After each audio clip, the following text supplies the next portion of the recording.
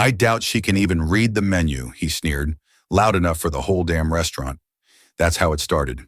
Another titan flexing on the help. Conrad Beaumont thought he was about to break Naomi, a waitress drowning in debt and dreams deferred. He had no clue. See, what Beaumont didn't know, couldn't possibly imagine, was that beneath the uniform beat the heart of a scholar, a woman fluent in the language of kings and the art of quiet rebellion, a PhD buried alive by circumstance and a mother's medical bills. He thought he was humiliating a waitress. Big mistake. What's coming? Let's just say his casual cruelty was about to unleash a storm of unexpected consequences. A kindness is coming that'll alter her fate. A billionaire dripping in arrogance looked at his waitress and sneered. She can't even read the menu. He expected her to crumble. He expected tears. What he got instead was a lesson in history, culture, and language so profound it would shatter his ego and echo through the city's elite. This is the story of Naomi the waitress, who silenced a titan, not with anger, but with the one thing his money could never buy: true class. The air inside Liel was different. It wasn't just filtered. It felt curated, thinned of the city's frantic energy, and enriched with the subtle aromas of truffle oil, clarified butter, and old money. On the Upper East Side, the restaurant was a sanctuary for those who didn't just dine, but performed the act of dining. The chandeliers dripping with Austrian crystal cast a soft, forgiving light on the patrons, smoothing away the wrinkles of age and the hard edges of corporate takeovers. The silence was a performance in itself, a tapestry woven from the gentle clink of Christopher silverware against Bernardo porcelain and the hushed conspiratorial whispers of the city's most powerful people. Naomi Parker moved through this world like a ghost. At 27, she wore the restaurant's severe black uniform, a custom-tailored suit that felt more like armor, with a grace that belied the exhaustion settling deep in her bones. To the diners, she was a pair of hands, a polite smile, a vessel for their orders. They didn't see the scholar behind her eyes, the woman who had once spent her days translating 17th century French poetry, her nights debating the nuances of pea and dusty university libraries. They didn't see the daughter consumed by the gnawing anxiety of her mother's mounting medical bills, a debt so colossal it had forced her to trade her PhD candidacy for a silver tray and an impeccable customer service smile. Her mother, a history teacher who had filled their tiny New Jersey apartment with books and a love for the world, was now trapped in a sterile room, fighting a battle Naomi could only fund, not fight herself. So Naomi served. She served the hedge fund managers who discussed firing 200 people over a $400 bottle of Chateau Margaux. She served the society wives who picked at their $80 salads and complained about the hardships of renovating their Hamptons estates. She served and she listened, and a part of her withered with every differential nod. Tonight was different. The air was charged with a particular brand of arrogance radiating from a corner booth. The source was Conrad Beaumont. Beaumont wasn't old money. He was a brute force of nature, a real estate mogul who had bludgeoned his way into the city's elite with a portfolio of gleaming, soulless skyscrapers and a personality to match. He was loud where others were quiet, flashy where they were discreet. He wore a watch that cost more than Naomi's entire student debt, and he gestured with it frequently as if to remind everyone of its existence. With him were two people who orbited his gravitational pull of wealth. There was Brittany, his third wife, a woman barely older than Naomi, whose face was a testament to the finest cosmetic procedures money could buy. She stared at her phone, her expression a blank canvas of boredom. The other was Leland Pryor, a junior partner at Beaumont's firm, a man whose spine seemed to have been surgically removed to facilitate a more efficient form of siphancy. He laughed a fraction of a second too early at Beaumont's jokes and nodded vigorously at his every pronouncement. Naomi had been assigned their table. Her colleague, a veteran waiter named George, had given her a sympathetic look. "Good luck," he'd muttered. "He's a 2-bottle of Bordeaux and 0-tip kind of guy, and a sadist." From the moment Naomi approached, the performance began. "Wine list," Beaumont barked, not looking at her. He snapped his fingers, a gesture of such blatant disrespect it made Naomi's jaw tighten. She presented the leather-bound tome with a quiet, Of course, sir. He scanned it, his lips moving slightly as he tried to pass the French names. Get me the Patras, the 05. He said it like, Pet Russ, the S, hissing into the quiet room. Naomi's training kicked in. Her face remained a placid mask. An excellent choice, sir. The 2005 Petros is a remarkable vintage. She pronounced it correctly.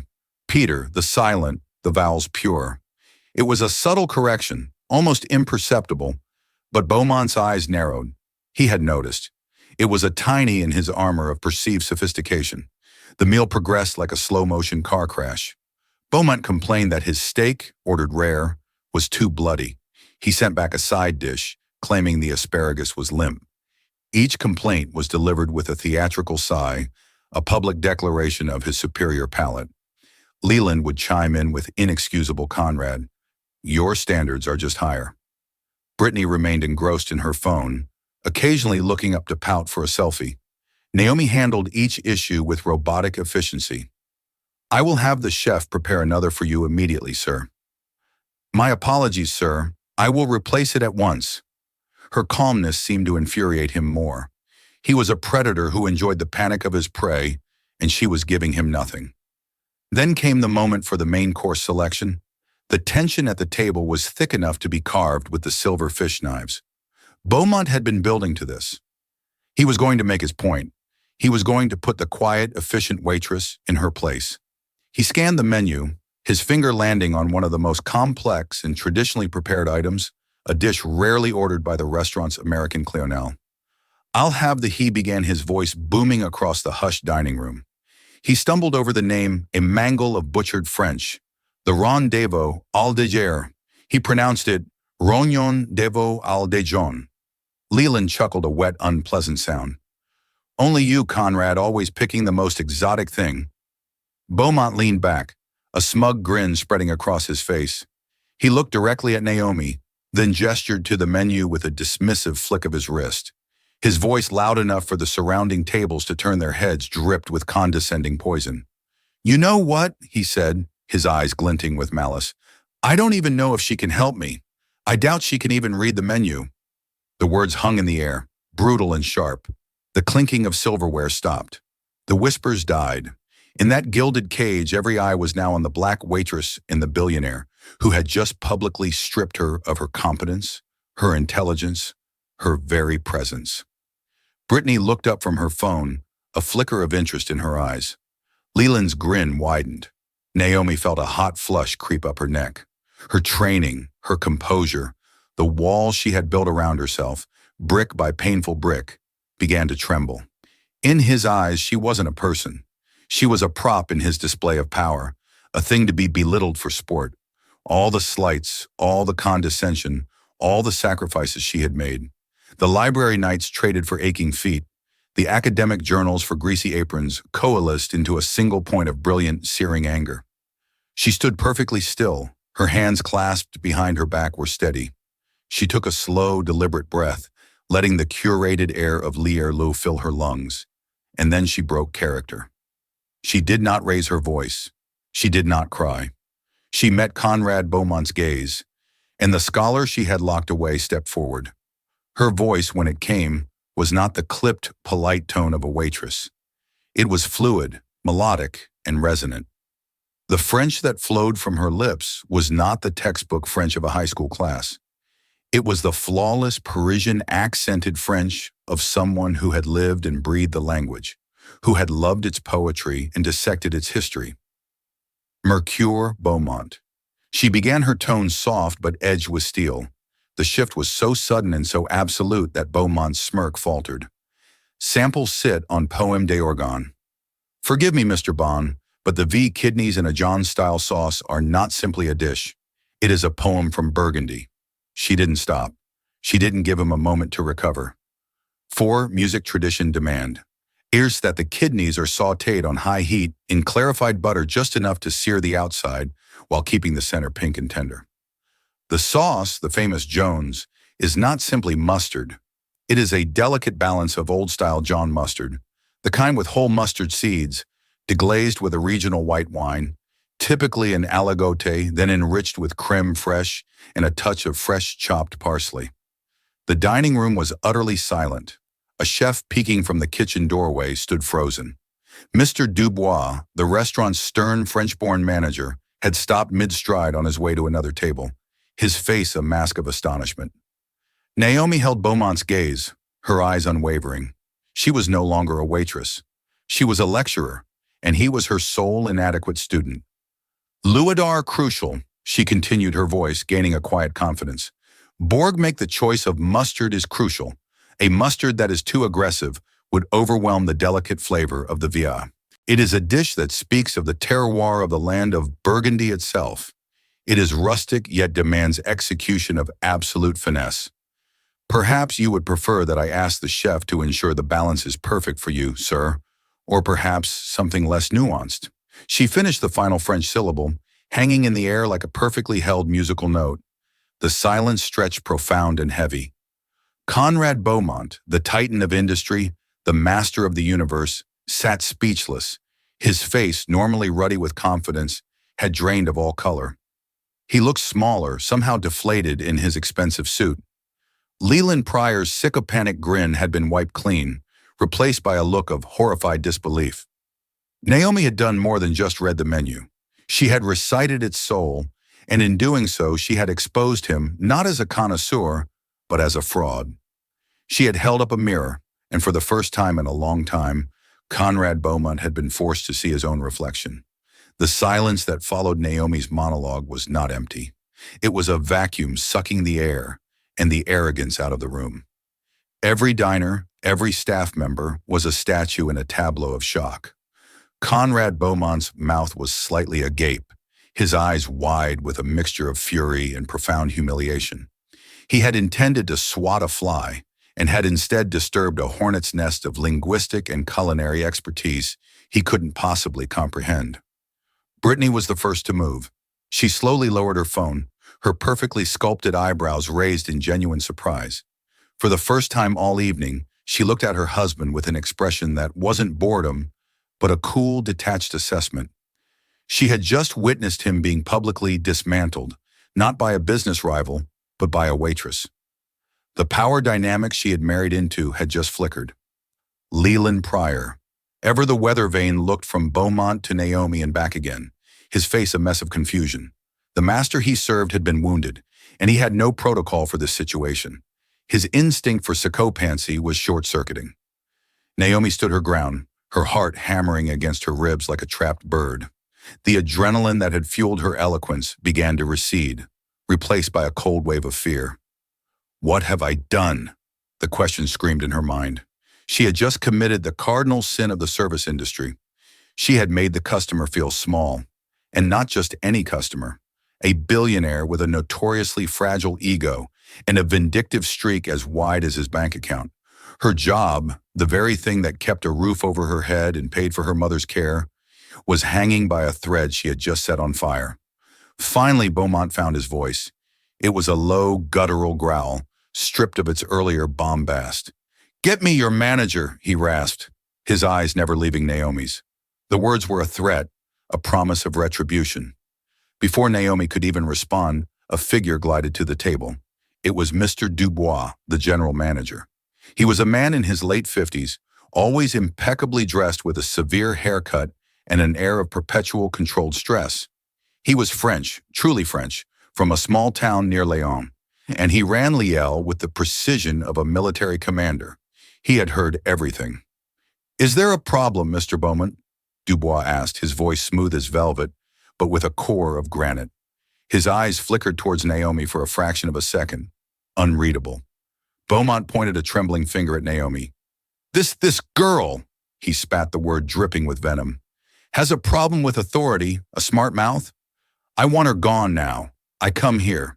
I spend thousands of dollars, and I will not be lectured by the help." Dubois' face remained impassive. He turned his gaze to Naomi. "Mademoiselle Parker, please go to my office. I will join you shortly." "George," he called out to Naomi's colleague, who was hovering nervously nearby. "Please take over for Mr. Beaumont's table." Naomi gave a single tight nod. She didn't look at Beaumont. She couldn't. She turned on her heel and walked away, feeling the stares of the entire dining room on her back. Each step towards the manager's office felt like a step towards the gallows. The walk took her past a small two-person table near the window. A woman dining alone, elegant and sharp, featured with intelligent eyes behind stylish glasses, met Naomi's gaze. The woman gave a slow, almost imperceptible nod of approval. Naomi, flustered and terrified, barely registered it, her mind already replaying the scene, calculating the cost of her defiance. In his office, a small cluttered room smelling of old paper and espresso, Naomi sat on a stiff chair, her hands twisting in her lap. The minutes stretched into an eternity. She could hear the muted sounds of the restaurant outside, a world from which she felt she had just been ejected. She thought of her mother. She thought of the next stack of bills. The pride she had felt moments ago had curdled into pure stomach-churning panic. When Dubois finally entered, he closed the door with a soft click that sounded like a jail cell locking. He didn't sit. He stood in front of her, his arms crossed, his expression stern.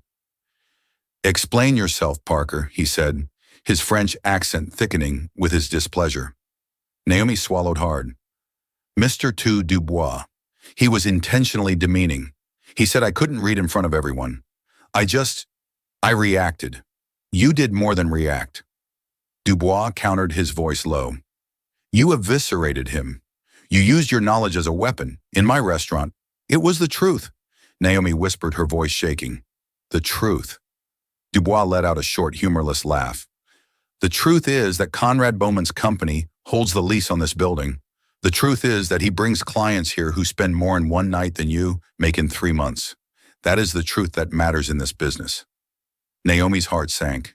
It was as she feared. Power and money would always win. Dubois paced the small office. "He is demanding that I fire you. He has threatened to not only never return, but to make us stink, as he so elegantly put it, to tell his friends, his colleagues, to blacklist us." "So you're going to fire me?" Naomi said the words flat, devoid of hope. Dubois stopped pacing and looked at her, his expression shifting from anger to something more complex. A flicker of something. Weariness. Respect. "What you did out there," he said slowly, "was the single most unprofessional, insubordinate, and reckless act I have ever witnessed from a member of my staff." He paused, letting the words hang in the air. "It was also magnificent." Naomi looked up, stunned. "I have not heard French like that since I left my grandmother's kitchen in Leon." Dubois continued, a faint smile, touching his lips for the first time. "You didn't just describe the dish. You understood it. Where did you learn to speak like that?" I was working on my doctorate," Naomi admitted quietly. "French literature before I had to stop." Dubois nodded slowly, a piece of the puzzle clicking into place. He looked at the young woman in front of him, seeing her for the first time. Not as Waitress Parker, but as a scholar in a cage.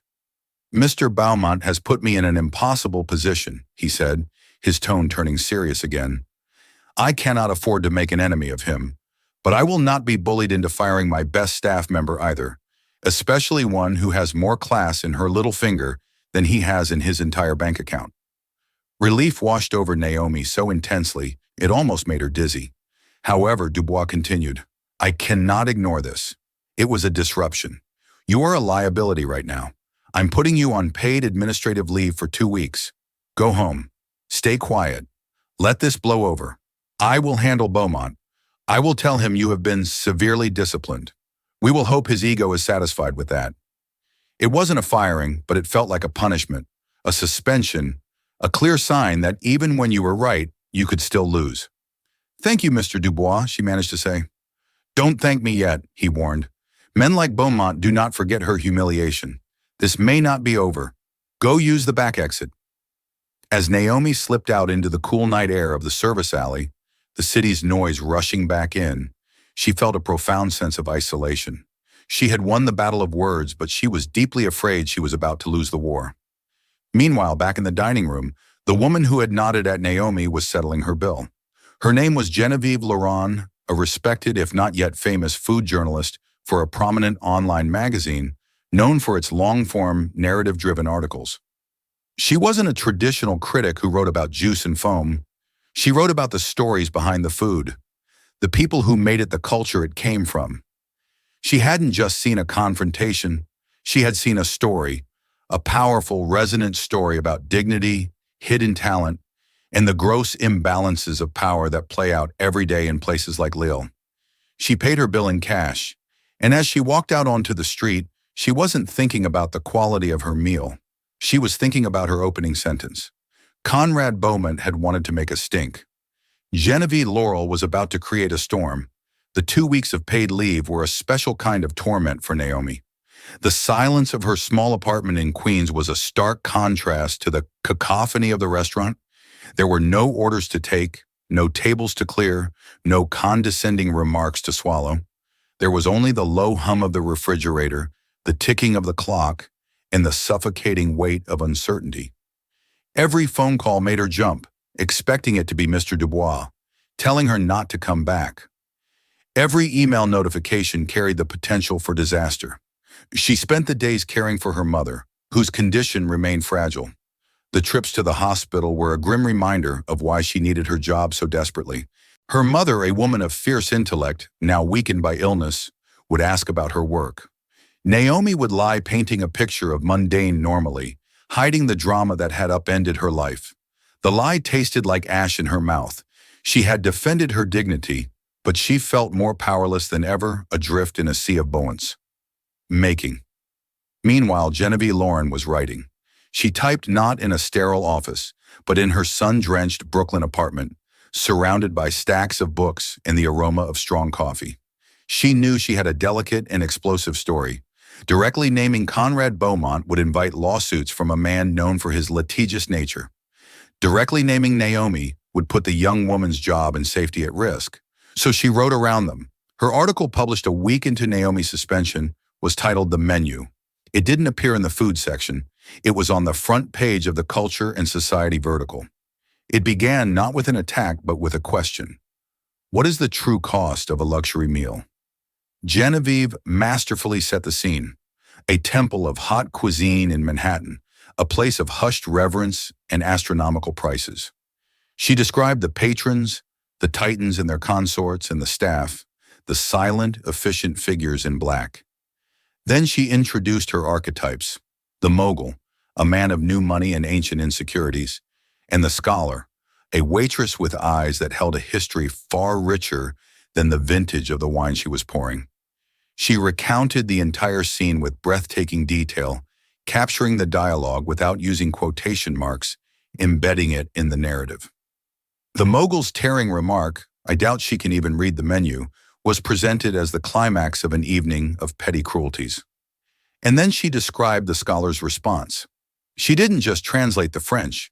She explained why it was so devastatingly effective. She wrote it was not a rebuttal. It was a lesson in a language she had tried to weaponize. She delivered a dissertation on culture, history, and terroir. She did not raise her voice. She raised the entire conversation to a level he could not reach. In 3 minutes, she demonstrated the vast, unbridgeable canyon between wealth and class, between possessing everything and understanding anything. She didn't just silence him. She rendered him irrelevant. The article ended with a poignant reflection on the invisible lives and hidden talents of the people in the service industry. It asked its readers to look beyond the uniform to consider the stories and struggles of the people who served them. It never named Lucielle. It never named Naomi Parker. It never named Conrad Beaumont. It didn't have to. The story detonated online. It was shared on Twitter by authors and journalists on Facebook, by service industry workers who felt seen for the first time on LinkedIn, by executives discussing modern leadership and respect. The comment sections were a wildfire of speculation. This has to be an NYC Upper East Side for sure. I know exactly who the mogul is, famous for being a pig. Anyone who has ever waited a table is cheering for the scholar right now. Within 48 hours, the menu was the most read article on the magazine site. Podcasts discussed it. Morning news shows referenced it. The anonymity of the subjects only fueled the fire, turning it into a citywide guessing game. For the elite of New York, the details were too specific to ignore. The description of the mogul, the flashy watch, the trophy wife, the sycophantic associate, the palant for bludgeoning his way through situations pointed in one very specific, very public direction. Conrad Beaumont was at his desk in his penthouse office overlooking Central Park when his PR director, a perpetually stressed woman named Cynthia, forwarded him the link with the subject line, "Urgent." "We need to discuss." Beaumont read it. Then he read it again. A vein throbbed in his temple. The blood drained from his face, leaving a mask of pure, unadulterated rage. It was him. Every humiliating detail was there, wrapped in elegant prose that only made the exposure more gling. The writer had turned his moment of power into a parable of his ownishness. "Who wrote this?"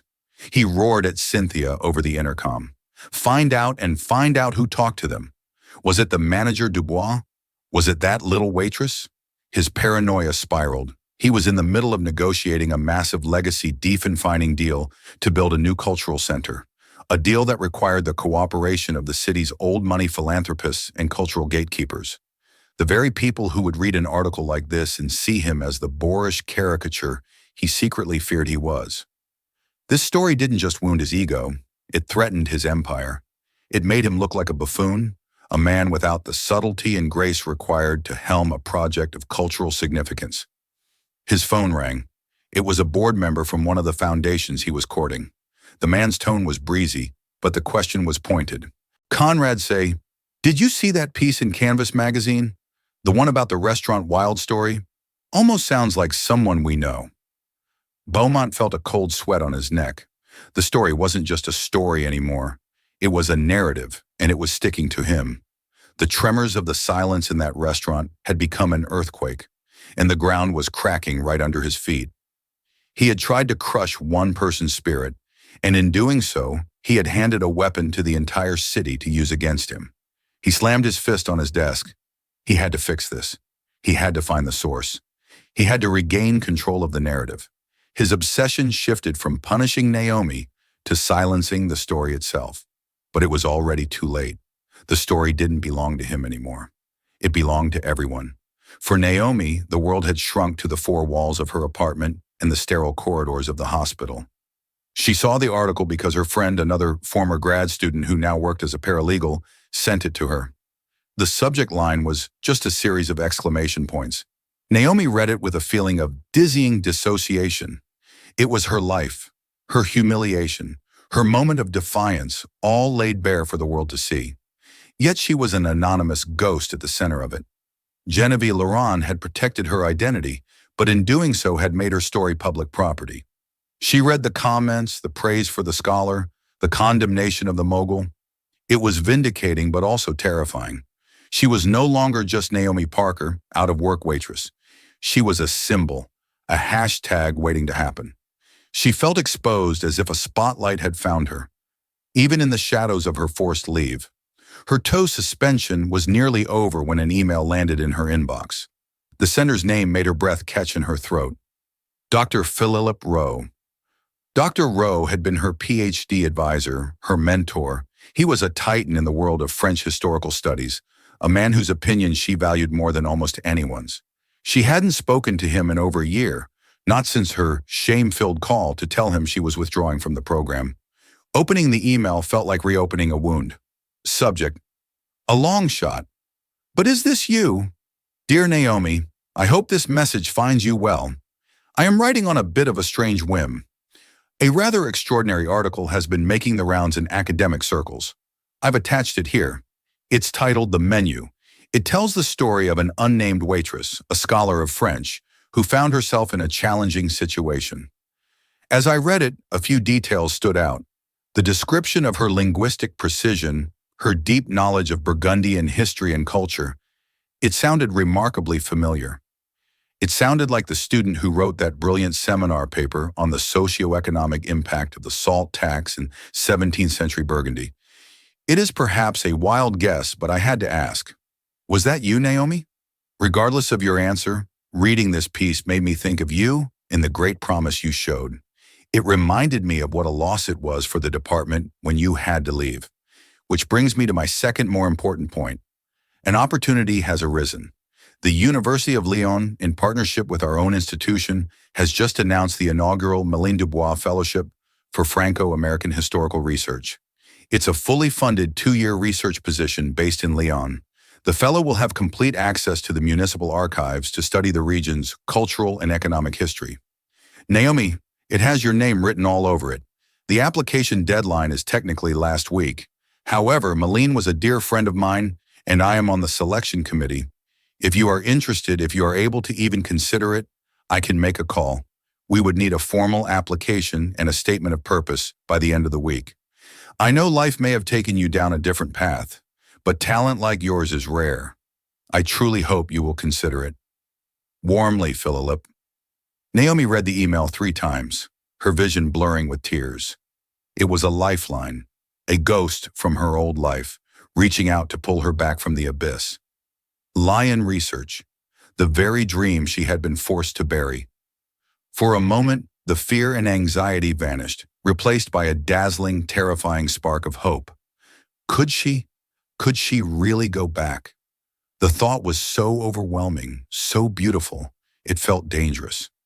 Meanwhile, Conrad Beaumont's world was contracting. The cultural center deal, his magnum opus, was stalling. A key benefactor, an old money matriarch who sat on the board of the Metropolitan Museum of Art, had called him for a chat. She had spoken about the importance of character and public perception for such a prominent project. She never mentioned the article, but the subtext was a sledgehammer. The narrative was poisoning him. His PR director, Cynthia, was in crisis mode. "Conrad, we can't kill the story," she said, pacing his office. "It's too big now. Trying to suppress it will only confirm it's about you. We have to change the narrative." "And how do we do that?" he snarled. "You have to get ahead of it. You have to be the bigger man, the magnanimous one." She explained, her voice urgent. "You find the waitress, you apologize publicly, and then you help her. You offer her a job, a scholarship, something that makes you look like a patron, not a bully. You turn your villain into your protégé." Beaumont recoiled, apologized to her. "Are you insane?" The idea of humbling himself before the woman who had humiliated him was physically repulsive. "It's not about what you feel, Conrad. It's about optics." Cynthia shot back her professional desperation, overriding her fear of him. "Right now, you're the mogul, a rich jerk who bullies waitresses. If you do this, you become Conrad Beaumont, the tough but fair titan who recognized brilliance in an unexpected place and rewarded it. It's a redemption story. The media will eat it up. It saves the deal and it saves your reputation." He hated it. He hated every single thing about it. It felt like a surrender. But as he looked out over the city, over the empire he had built, he knew she was right. His legacy was at stake. The means no longer mattered, only the ends. "Fine," he bit out. "Find her, find the girl, make a meeting. We'll play it your way." The hunt began. It wasn't hard. Beaumont's resources were vast. A few calls from his security chief to industry contacts, a discreet inquiry to a contact inside a restaurant payment processing company, and a cross-reference with employee records from upscale French restaurants on the Upper East Side. Within a day, they had a name: Naomi Parker, Queens, New York, currently on administrative leave from Lille. Just as Naomi was beginning to sketch out a statement of purpose for the fellowship in Lyon, her phone rang. It was an unknown number. She let it go to voicemail. A minute later, a message appeared. "Miss Parker, my name is Cynthia Lyle. I am the Executive Vice President of Communications for Beaumont Enterprises. Mr. Conrad Beaumont has asked to meet with you to discuss a matter of mutual importance. He is prepared to make you a very generous offer. Please call me back at your earliest convenience." Naomi stared at her phone, the blood turning to ice in her veins. He had found her. The man who had tried to break her was now reaching out with a generous offer. It felt less like an olive branch and more like the first touch of a spider's web. She now stood at a crossroads she could never have imagined. In one hand, she held an email that offered her a path back to her authentic self, a path of intellectual pursuit and quiet dignity paved with difficulty and uncertainty. In the other, she held a voicemail that offered a shortcut, a transactional solution from the very man who had caused her pain, a path paved with his money and his motives. The choice she made would define not just her future, but who she was. The voicemail from Beaumont Enterprises was a serpent coiling in the heart of Naomi's quiet Queens apartment. For 2 days, she let it lie there, a toxic promise she was terrified to touch. The voice of Cynthia Lawle, smooth and corporate, replayed in her mind a stark contrast to the warm, hopeful words of Dr. Rowe's email, which she had printed and kept on her nightstand like a holy text. The two messages represented two entirely different futures, two fundamentally different Naomis. One path was a superhighway paved in gold. She could almost feel the weight of Beaumont's money, a heavy blanket that could smother all her anxieties. She pictured her mother's medical debt vanishing with a single wire transfer. She imagined her mother in a private room with a window overlooking a garden, receiving the best care money could buy, without the constant gnawing fear of the next bill. The thought was a siren song, seductive and overwhelmingly powerful. All she had to do was attend a meeting. All she had to do was listen. The other path was a narrow, winding trail up a mountain she had been forced to abandon years ago. It promised not comfort, but challenge, not wealth, but fulfillment. The fellowship in Lyle was a return to her soul's true home, a life of dusty archives, intellectual rigor, and the quiet pursuit of knowledge. It offered no immediate solutions to her financial burdens.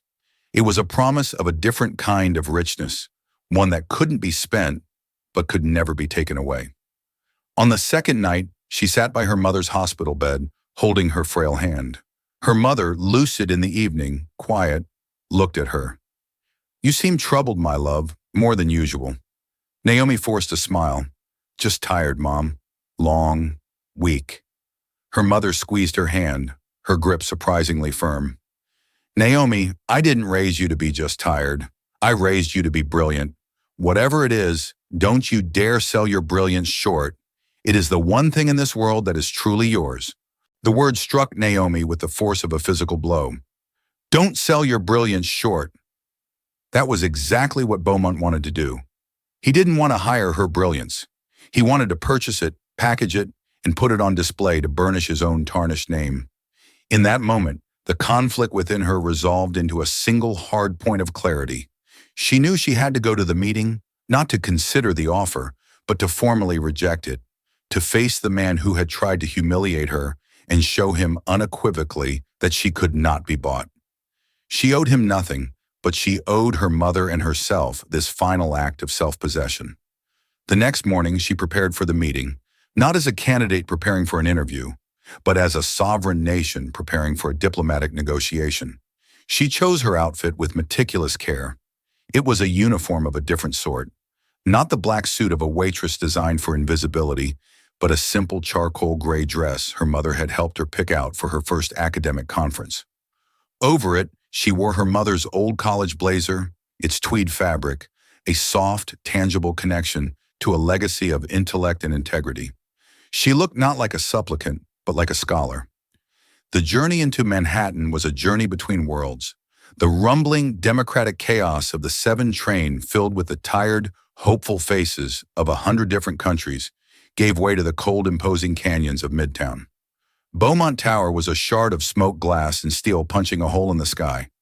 It wasn't built to be beautiful. It was built to be dominant. The lobby was a cathedral of corporate power.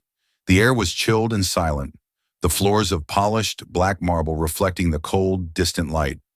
A security guard with an earpiece watched her with impassive eyes as she approached the concierge.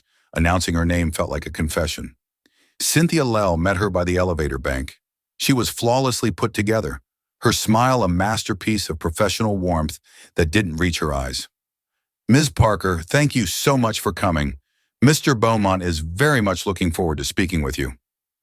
The elevator ascended with unnerving speed and silence, a hermetically sealed capsule rising to the heavens of capital. Naomi's ears popped. Cynthia made small talk about the weather, her voice a placid surface on a deep and dangerous ocean. Naomi simply nodded, conserving her energy, focusing her mind. The boardroom was even more intimidating than she had imagined. It was a sterile expanse of glass and stone dominated by the single monstrously long table of polished obsidian. But the true power move was the view. 3 walls were floor-to-ceiling windows offering a god's-eye panorama of the city. It was a view designed to communicate one thing: I own all of this. You are a speck. Conrad Beaumont was waiting at the far end of the table, a king on his throne.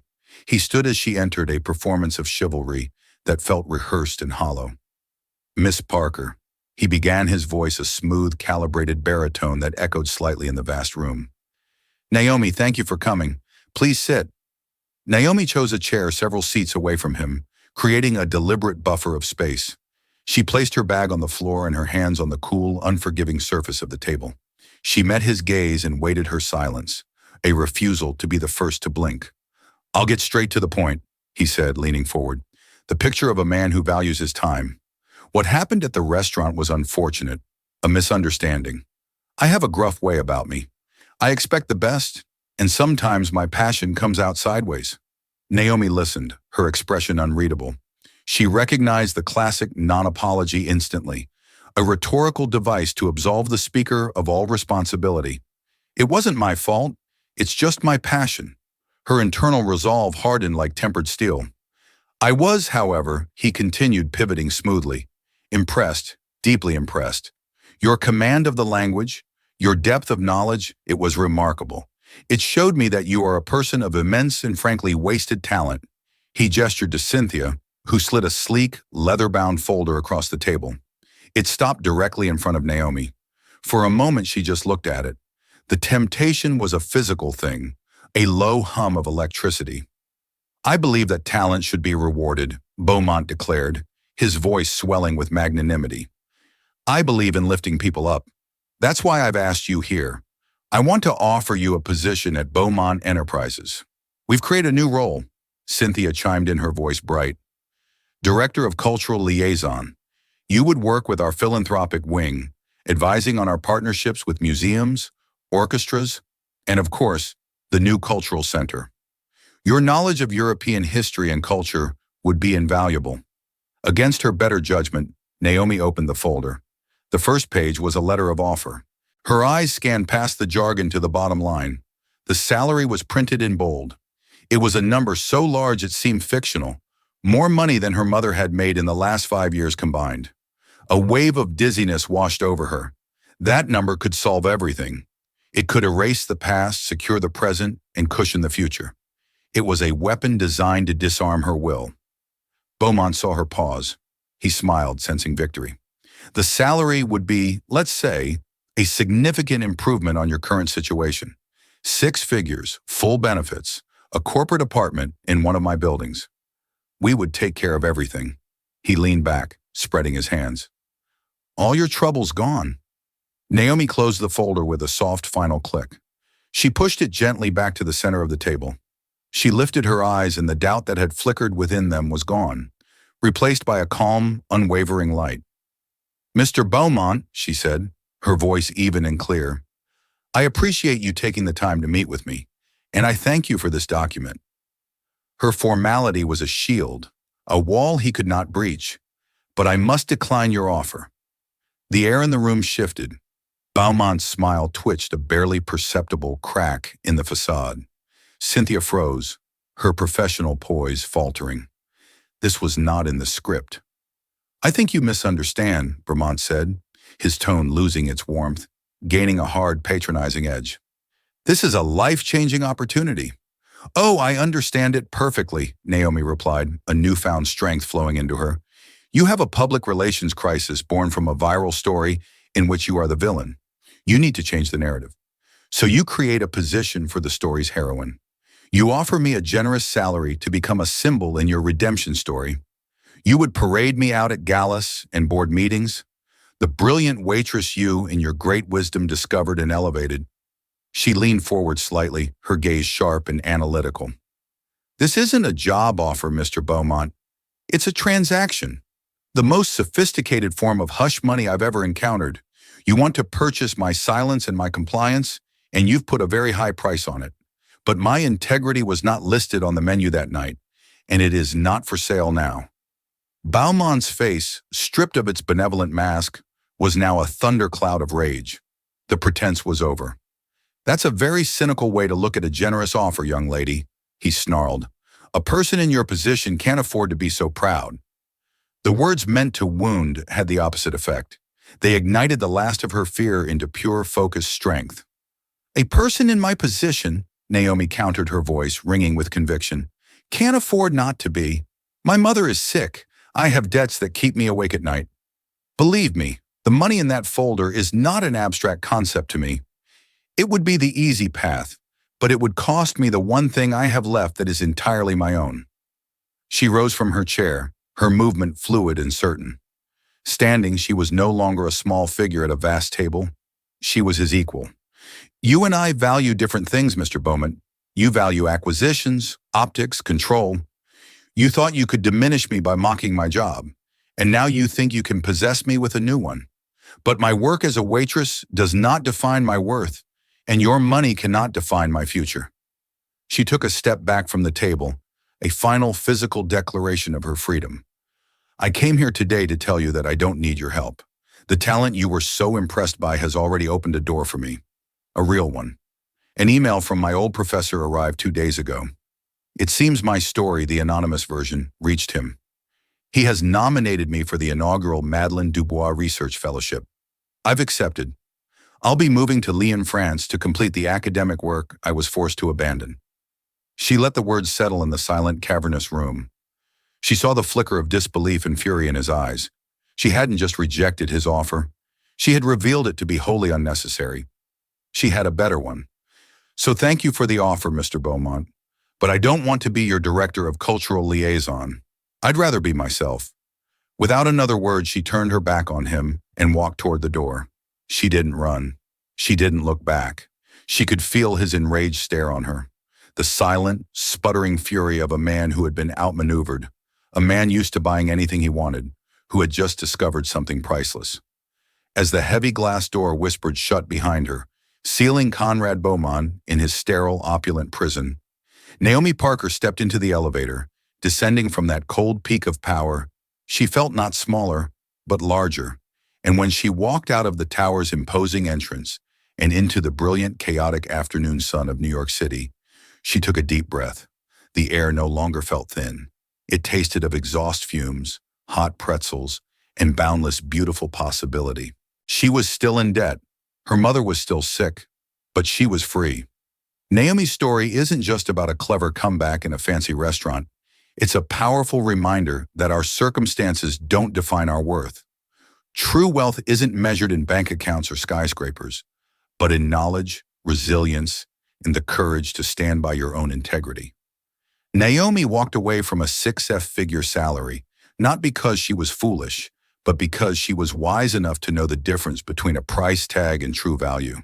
She chose the difficult path of her own dreams over the easy comfort of a golden cage. Her story forces us to ask ourselves, what is our own dignity worth? If Naomi's journey from quiet desperation to triumphant self-possession moved you, please give this video a like to help her story reach more people. Share it with someone who needs a reminder of their own inner strength. And most importantly, subscribe to our channel for more true stories that uncover the extraordinary strength hidden in everyday life. Click that notification bell so you never miss a chapter. Thank you for listening.